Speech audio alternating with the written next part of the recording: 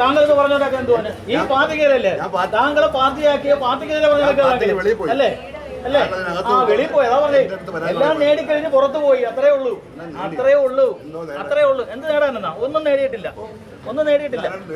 ഒന്നുമല്ല നേടുമല്ലോ. പക്ഷെ നേടി അതാണ് ഞങ്ങൾ പറയുന്നത്. പാർട്ടിയിൽ നിന്ന് നേടി ഇല്ലെന്ന് പറയണ്ട. പാർട്ടിയിൽ നിന്ന് നേടി സ്ഥിരമൊന്നുമല്ല ഞങ്ങൾ പറയുന്നത്.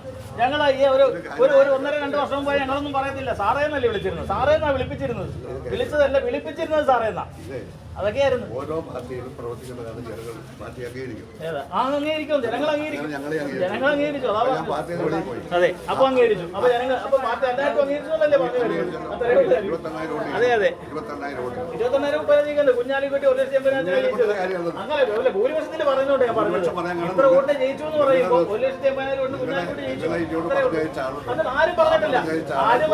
ഞങ്ങൾക്ക് നേരിട്ട് മാറ്റാ വന്നത്. അതാണ് അതാണ് പ്രശ്നം. അവിടുത്തെ പ്രശ്നം ഞങ്ങൾ പറഞ്ഞു വെച്ചാൽ തോറ്റുപോയെന്ന്. എല്ലാ തവണയും ജയിച്ചല്ലേ MLA മന്ത്രി ആയത്. അതല്ല, എല്ലാ തവണയും ജയിച്ചു വന്നാണ് MLA മന്ത്രിയായത്. അതാണ് കറക്റ്റ്. ഒരു പ്രാവശ്യം പോലും തോറ്റില്ലെങ്കിൽ പ്രസ്ഥാനം തീരുമാനിച്ചു. പിന്നെ നമ്മളൊന്നൊക്കെ വന്നത് ഇപ്പൊ തോറ്റാണെങ്കിൽ പ്രസ്ഥാനം തീരുമാനിച്ചായിരുന്നു. അത്രേ ഉള്ളൂ.